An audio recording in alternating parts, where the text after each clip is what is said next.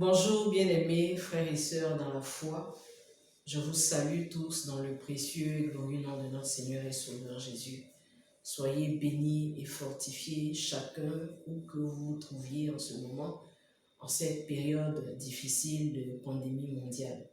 Compte tenu des mesures de sécurité prises par le gouvernement et appuyées par le premier responsable de notre Église concernant la suspension de toute activité dans des lieux de culte, nous vous exhortons vivement, peuple de Dieu, à redoubler d'ardeur dans la prière, à passer des temps, des moments de prière intenses dans vos familles respectives, dans vos différents lieux de résidence. Pour ce dimanche 22 mars, quatrième dimanche avant la Pâque, nous trouvons les textes de méditation dans le livre de Deutéronome, chapitre 32, les versets 1 à 6, dans l'épître de Jacques, chapitre 1, les versets 22 à 24, et dans l'évangile de Jésus-Christ, selon Luc, chapitre 6, les versets 46 à 49. Le thème qui nous est proposé dans le lectionnaire, mettre en pratique et bien bâtir. Mettre en pratique et bien bâtir. Et en résumé des textes que vous aurez le soin de lire dans vos différents temps de méditation personnelle ou dans vos cultes familiaux à la maison, il ressort de ces trois textes l'importance pour nous, sinon l'obligation d'obéir à la parole de Dieu et de s'y conformer strictement si l'on reconnaît la souveraineté du Seigneur.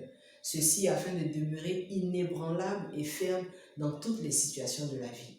Nous trouvons les versets de méditation dans l'évangile de Jésus-Christ selon Luc, chapitre 6, les versets 47 à 48, qui disent ceci: « Je vous montrerai à qui est semblable tout homme qui vient à moi, entend mes paroles et les met en pratique. Il est semblable à un homme qui, bâtissant une maison, a creusé profondément et a posé le fondement sur le roc.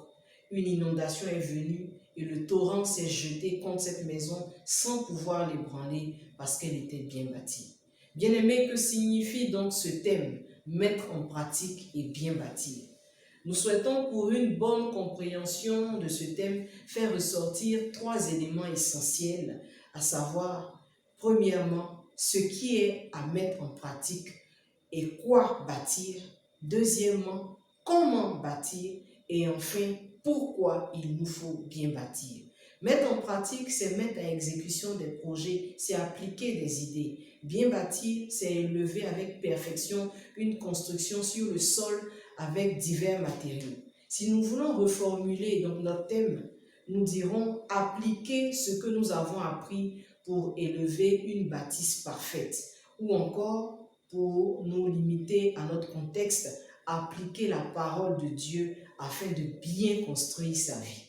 Il s'agit de mettre en pratique quoi? Il s'agit de mettre en pratique la parole de Dieu, ce qui est contenu dans la Bible, ce que Christ nous dit de faire au travers de sa parole.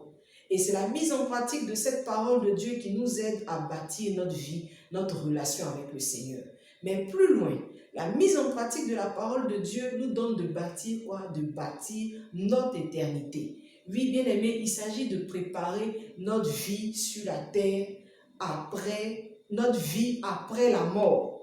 Bien aimé, c'est notre obéissance aux enseignements de Christ, à la parole de Dieu, qui déterminera notre destinée pour l'éternité. Comment mettre en pratique cette parole et comment bien bâtir? Il s'agissait dans le texte de l'évangile de Luc de deux personnes, deux hommes qui ont voulu bâtir sur deux matériaux différents, un sur le sable et l'autre sur le roc. Le roc qui représente Jésus-Christ, le sable qui est le monde, les différents éléments de la vie charnelle, la vie sur cette terre. Et l'un a voulu bâtir sur quelque chose de solide. Pour bâtir sur le roc, il faut creuser. Ceux qui sont dans le domaine de la construction le savent bien. Il faut creuser, il faut prendre le temps de fouiller. Et les constructions d'avant se faisaient de cette façon. Enlever le sable, enlever la terre, enlever toutes les couches qui sont au-dessus du sol et trouver le roc, le rocher. C'est lorsque on trouve le rocher qu'on bâtit maintenant une maison solide, une maison qui peut durer dans le temps, une maison qui ne va pas s'écrouler, une maison qui ne va pas se fissurer avec les intempéries, avec les tempêtes. Il s'agit c'est de cette même façon-là, bien-aimés, que nous devons aussi construire notre vie sur le roc, le fondement qui est Jésus-Christ. Paul dit en 1 Corinthiens chapitre 3, le verset 11, que la fondation sur laquelle nous bâtissons, c'est Jésus-Christ. Jésus-Christ, le roc, qui est le fondement. Comment bâtir donc? C'est de rechercher une vie d'intimité avec le Seigneur. Creuser profondément, c'est de lire la Bible, c'est de méditer la parole du Seigneur chaque jour, c'est de s'attacher à cette parole et c'est d'appliquer cette parole que nous avons reçue, que nous avons lue, que nous entendons de tous les enseignements que nous pouvons écouter, même de cet enseignement que tu reçois en ce moment, ou bien des enseignements que nous passons le temps à écouter, soit à la télé ou à la radio. C'est cette mise en application de cette parole qui nous donne de bâtir solidement notre vie. Et lorsque la tempête viendra, lorsque les événements de la vie vont arriver, lorsque des troubles et lorsque ces difficultés-là, comme nous le vivons en ce moment, avec cette maladie viendra, nous pourrons avoir l'assurance que rien ne pourra nous ébranler, rien ne pourra nous faire faillir. Pourquoi il nous faut bâtir, bien-aimés? Il nous faut bâtir pour bénéficier des promesses de l'Éternel. Le peuple d'Israël, quand vous aurez à lire le texte de Deutéronome et même tout ce qui concerne la vie du peuple d'Israël, nous avons pu voir que le peuple d'Israël bénéficiait des grâces de l'Éternel, des bienfaits du Seigneur. Et c'est ce que Moïse chantait au travers de ce cantique-là, dans le texte de Deutéronome. Comment est-ce que l'Éternel les a secourus? Comment est-ce que l'Éternel a combattu pour eux dans leur combat? Comment est-ce que l'Éternel les a délivrés de leurs ennemis? C'est cela, bien-aimés. Nous bénéficions des promesses et des grâces lorsque nous appliquons la parole de l'Éternel. Mais lorsque le peuple d'Israël n'appliquait pas les commandements de Dieu, n'observait pas la loi de l'Éternel, ils étaient oppressés par leurs ennemis, ils étaient exploités, ils allaient en captivité, on les dérobait, on les volait, on leur faisait du mal. Pourtant, lorsqu'ils accomplissaient la parole de l'Éternel et qu'ils bénéficiaient des grâces du Seigneur, ils étaient enviés des autres peuples, ils étaient redoutés des autres peuples, ils étaient prospères, ils bénéficiaient de toutes les largesses, même des peuples étrangers qui venaient leur faire des dons. Mais lorsque nous n'accomplissons pas la parole de l'Éternel, bien-aimés, nous sommes exposés, comme le peuple d'Israël a été exposé aux malédictions de Dieu, aux conséquences de la désobéissance à la parole de Dieu.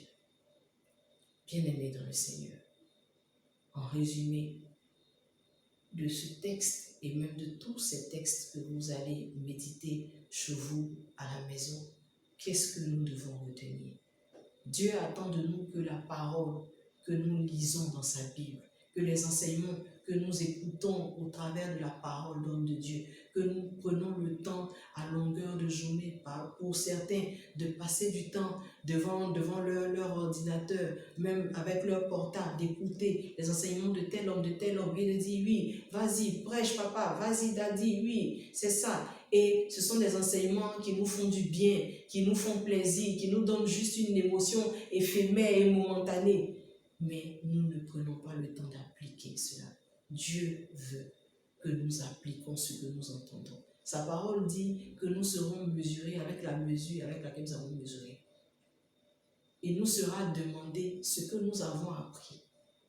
Il ne suffira pas pour nous de dire, mais Seigneur, nous avons fait ceci en ton nom, nous avons prophétisé, nous avons donné des révélations, nous avons prié pour tel frère, il a été guéri. Non, bien-aimé. Qu'est-ce que tu as fait de cette parole? Pour les jeunes particulièrement, qui savaient que la débauche, la fornication, la vie d'impudicité telle que cela est contenu dans la Bible n'est pas bonne, ne plaît pas au Seigneur. Vous entendez ces enseignements parfois même de vos responsables, de vos formateurs. Et pourtant, quand vous finissez d'entendre cela, vous ne faites rien avec cela. Parfois même ceux qui prêchent ce message commettent également la même faute en se disant « Non, nous n'arrivons pas à tenir, non, nous n'arrivons pas à supporter. » Bien-aimés, si nous marchons en conformité avec la parole, si nous développons une relation d'intimité avec Dieu, nous aurons la force d'appliquer la parole de l'Éternel. Et c'est ce que Dieu attend de nous. C'est ce que Dieu veut que tu fasses. C'est ce que Dieu attend de chacun de nous. C'est ce que Dieu attend de toi. Ne te borne pas simplement à écouter la parole de Dieu et à dire Amen.